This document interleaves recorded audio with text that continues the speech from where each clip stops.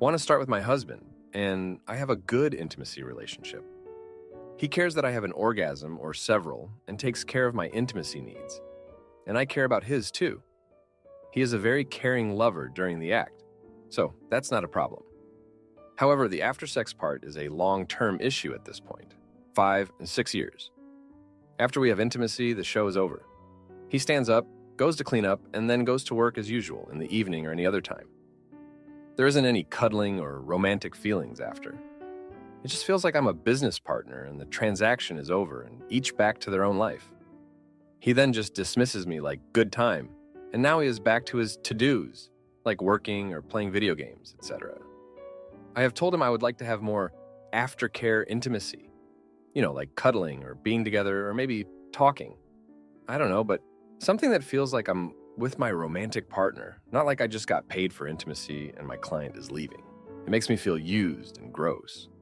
I don't need an hour or hours of aftercare, but instantly, 1 minute after he comes, he stands up and puts his clothes back on without a word or a look, and just goes with his life without looking back. It feels too detached. I'm just left in the bed or follow him to the bathroom to clean up too, but no interaction really. Maybe a bit of like, was it good? Yeah, and he just leaves the bathroom and goes wherever he goes, and I'm just free to do whatever I want too, I guess. Now I'm threatening to have intimacy with him. Not because the intimacy is bad, but because the feeling afterwards makes me feel shitty. It feels like when I would be young and would hook up with a guy I cared for, but he didn't care for me. And you know that shitty feeling of regret and feeling gross and just wanting to never feel like that again. Probably most girls or even guys have had that feeling at some point in their lives. My husband listened to what I said and says, but you also just want to go clean up after and we have things to do. By we mean him because he works a lot until 10, 11 p.m. every day. But he will take that feedback in mind and maybe improves 1, 2 times. But then we are back to the cycle of not aftercare. He is otherwise very caring and open to feedback. But this topic is not going anywhere. I told him about aftercare and he thinks it's nonsense. Like gaslighting, he thinks that's woke culture nonsense. And everyone just throws it around. So he doesn't think that's a thing, aftercare. But he will have that in mind because I care. But then he just forgets. I don't know.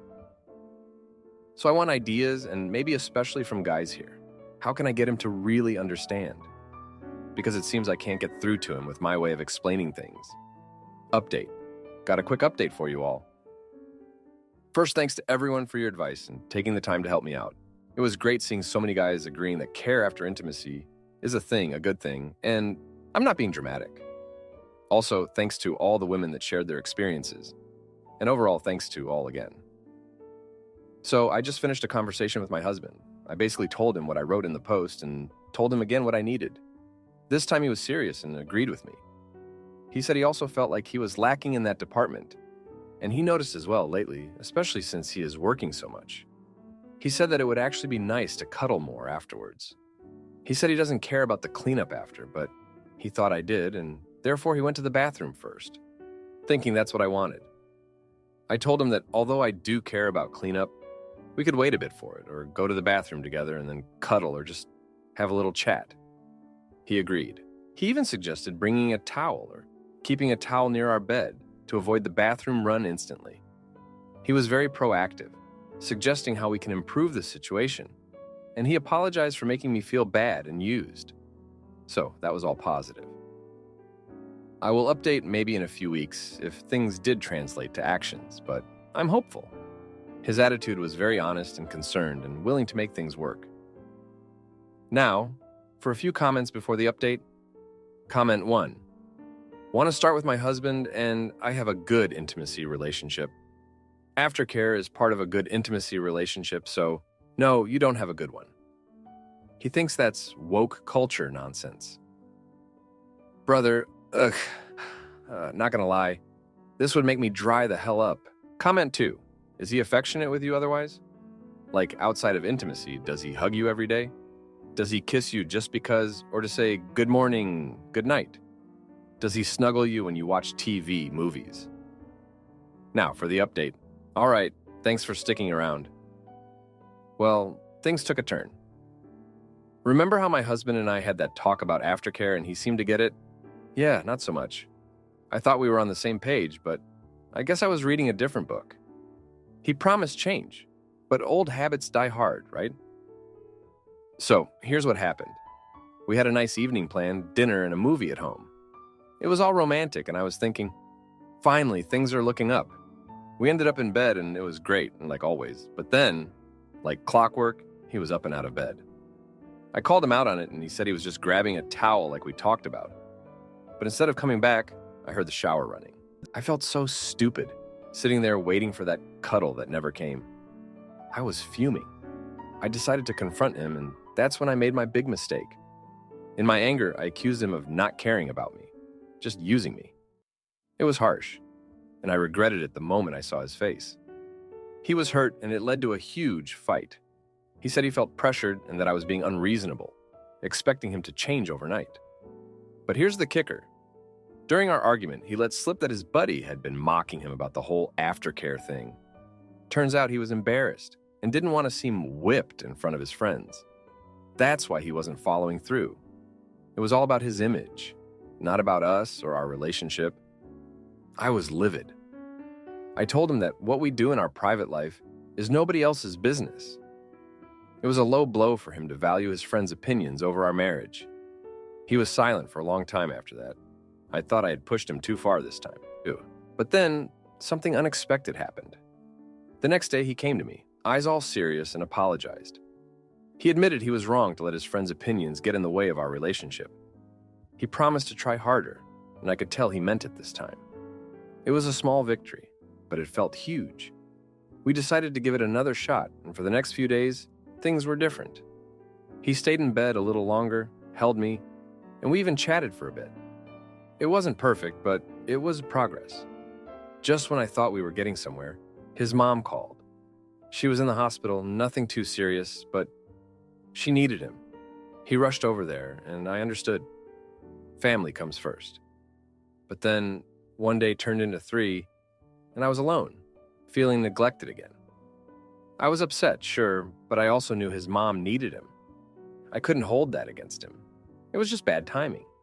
When he finally came back, he was different. He was more attentive, not just after intimacy, but all the time. It was like he realized how important our connection was after being away and dealing with his mom's health scare. We're not out of the woods yet, but we're working on it. It's a process, and I'm hopeful. I guess sometimes it takes a bit of a shakeup to see what's really important. We're planning a weekend getaway, just the 2 of us, to reconnect. Fingers crossed. Thanks for reading.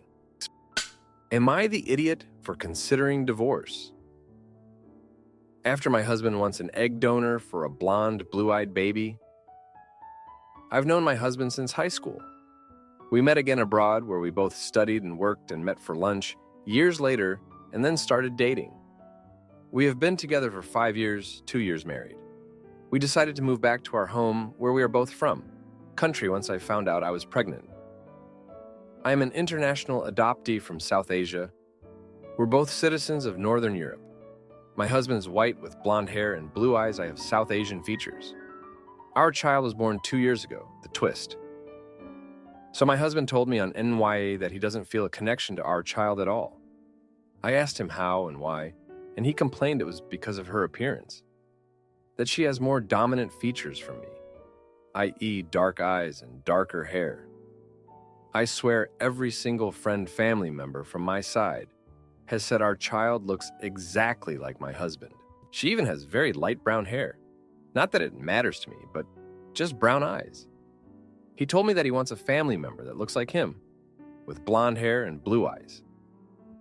I asked him if he was open to adoption, because I am. He said, no, he wants to see his own features in the child. We went back and forth until he told me he wants to use an egg donor to conceive blonde hair, blue eyes, and his genes. My first reaction was WTF. I told him that's really insulting, and how the hell can he say that about his own child? Why didn't he think about this earlier before he married and had kids with me? I just bluntly told him, we've all seen the eye charts in biology class in school. Usually brown eyes dominate. Why did he spew this all out now, 1.5 years after the birth of our child? We've been going back and forth in arguments, and he always brings this topic in an argument. and gives me the ultimatum of divorcing or accepting him to proceed with the white egg donor surrogate. I have tried hashing this out in therapy with an open mind because I have genuine questions. How do you think our current child would feel about the truth? How do you think the new egg donor child would feel about the truth? What do you think others will say about this? I have discovered that many of these opinions have been formed from comments from friends/family members that have received our child as an immigrant. My question is, what's wrong with that, and what does it even matter? He also said that he would like the egg donor child to have personality traits similar to him, i.e. analytical, quiet, nature lover, etc. I personally don't think you can dictate/impact another human's personality. Moreover, it's not a great reason to have children. I have told both his parents, and they've tried to talk to him. He is very adamant that this child will be the answer to his negative feelings about his family. My opinion, it's very insulting. If he's got microaggressions he wants to discuss, why hasn't he come to me? I'd hope that the one person who accepts me as myself in my adoptive country would be my husband. But frankly, it does not feel like the case here. I feel like the conflict of being foreign is being passed on to my child now, and sadly by the other person who should love and accept her the most, the other parent. I personally have tried to be open to the thought, but just the principle of reasons why he wants to go ahead with this are incredibly shallow, superficial, and discriminatory. I'm at the point of considering filing for divorce. It's not going anywhere. Curious to hear your perspectives. Tadia now for a few comments before the update. Comment 1. Choose divorce and protect your child. I couldn't imagine if my father told me I don't look enough like him, so he doesn't have a connection. To then have a sibling that he designed to look like him, to be connected with more. Don't do that to your child. Comment 2. I have been a surrogate 3 times. I would never agree to carry or donate my eggs to a man like your husband. He is being so disrespectful to you and your child. You deserve so much better and more from a partner. Now for the update. Thank you for sticking around for this update. So much has happened since my last post. And honestly, it's been pretty tough. My husband's cousin, let's call her C, has been staying with us for a few days. She's always been the type to stir the pot, but this time, she took things to a whole new level. C has this way of getting under your skin, and she's been whispering in my husband's ear ever since she arrived. She's the one who actually suggested the egg donor idea to him in the first place. I found out when I overheard them talking late one night. She was going on about preserving the family lineage and other nonsense. It's like she's living in the past or something. The tension in the house has been thick. My husband has been more distant than ever, and I can tell C's presence is only making things worse. She's been dropping comments about our daughter's appearance, saying things like, "She's cute, but she doesn't quite look like us, does she?" It's disgusting, and I've had to bite my tongue to keep the peace. But the real kicker came 2 days ago. My husband sat me down and told me he had made an appointment with a fertility clinic to discuss the egg donor process. He said he'd thought it over and was going ahead with or without my blessing. I felt like I'd been punched in the gut. How could he be so cold? I've been trying to wrap my head around all of this, and it's been tough. I keep thinking about our daughter and how this would affect her. She's such a bright, loving child, and the idea that she might feel less than because of this is heartbreaking. Yesterday, I reached out to my in-laws again, hoping they could talk some sense into their son. They were appalled by the situation. They loved their granddaughter and couldn't believe what their son was considering. They promised to have a serious talk with him. This morning, my husband told me he had canceled the appointment at the fertility clinic. He said he needed to think things through and didn't want to rush into a decision. I was relieved, but I know this isn't over. C is still here, and I can tell she's not done meddling. I've been doing a lot of thinking myself. I love my husband, but I can't let him hurt our daughter or me with his selfishness. If he can't see how wrong this is, I don't know if our marriage can survive. Thank you for reading. Am I the idiot for being mad at my husband for signing us up for a fitness boot camp without telling me, "Hey everyone, I'm 32-year-old female, married to a 34-year-old male. We've been married for 4 years and have a beautiful 2-year-old boy. For our whole relationship, my level of physical activity has been a problem topic. My husband is very physically active. He used to play soccer, had to stop due to an injury, walks, bikes, hikes, etc. When we met, I also was reasonably physically active, but doing totally different activities, yoga, dance. We got married during infection 19, and I got pregnant relatively quickly. During pregnancy, and since we've had our baby, now an active, running around all the time toddler, I admit my physical activity has dropped to just functional things like childcare and walking around and running after our child. I've done the odd dance workshop, but am definitely not doing any regular scheduled exercise each week. I am of average weight, BMI, and normal range, and am 8 pounds heavier than I was when my husband and I met. In the 4 years we've been married, besides pregnancy and postpartum, I've also had another minor abdominal surgery.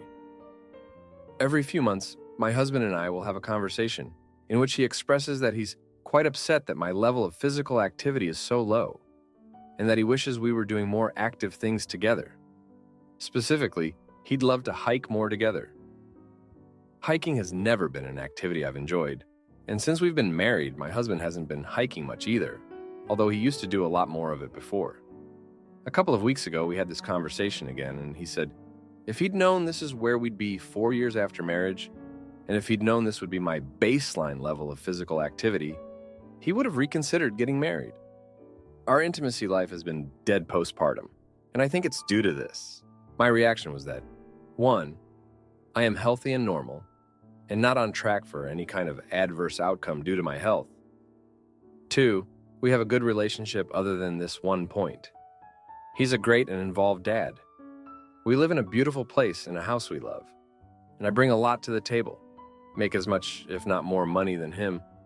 I'm a great mom, loving and caring and kind to him. His reaction was that being of average health isn't enough. His expectation in a partner is that they be of above average health and activity, and he's not willing to reconsider that, but he does want to work on our marriage and relationship. For my part, I agree that I used to do more when we met, but it doesn't seem right that there's no allowance for the fact that in the 4 years we've been married, it's been infection 19, pregnancy, postpartum, and another surgery for me. I do wish I was more physically active, but I don't know if I'll meet my husband's standards, even if I tried. Our marriage feels like it's on the rocks, and my self-esteem is really low at this point. Where do we go from here? Now, for a few comments before the update. Comment 1, just a couple of questions. Is he offering to take on some of the responsibility you carry at home so you can have time off to be more active? Did he suggest taking the baby? What's the plan? I think it's great you have someone to one time, but you still have a child, and for this you both need a plan. When he asks you to go hiking, knowingly that you don't enjoy the activity, is he also willing to do another activity of your liking to spend time together?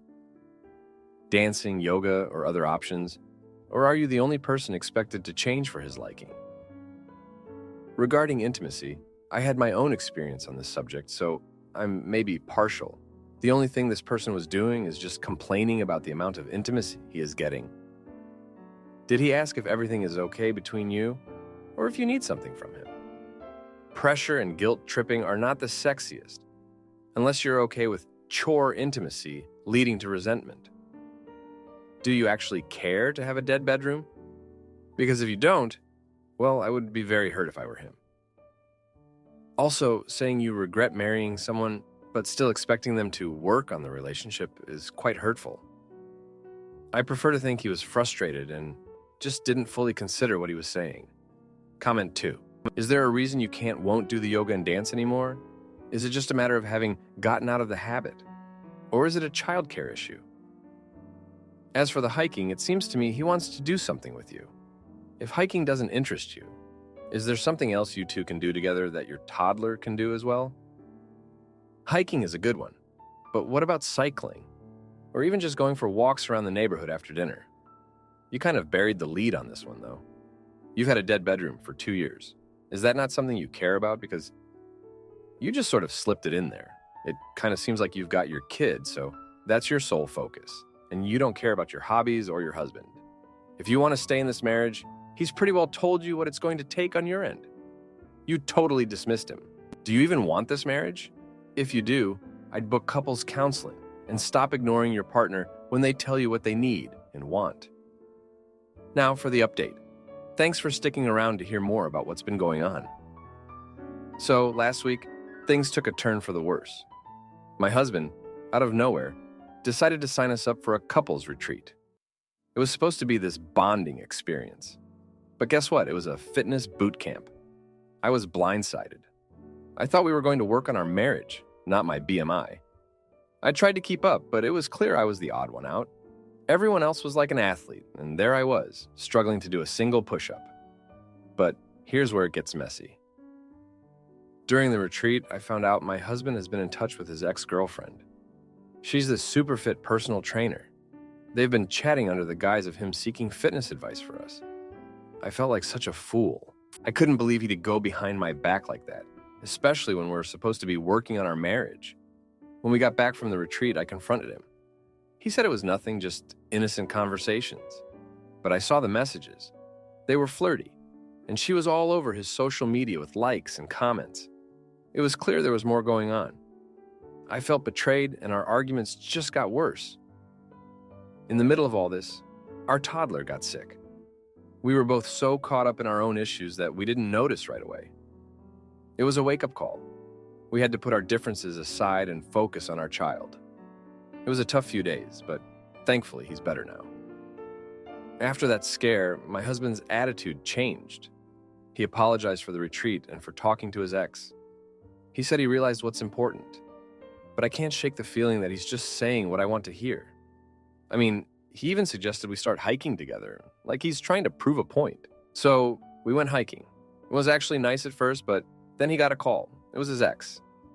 He said it was about a client they share, but the timing was too convenient. We had a huge fight right there on the trail. I stormed off and got lost. It took hours for me to find my way back. By then, he was gone. He left me there. I had to call a friend to pick me up. When I finally got home, he was there, acting like nothing happened. He said he thought I had left him. Can you believe that? We're not talking much now. It's like we're strangers living in the same house, taking care of our son. I don't know what to do anymore.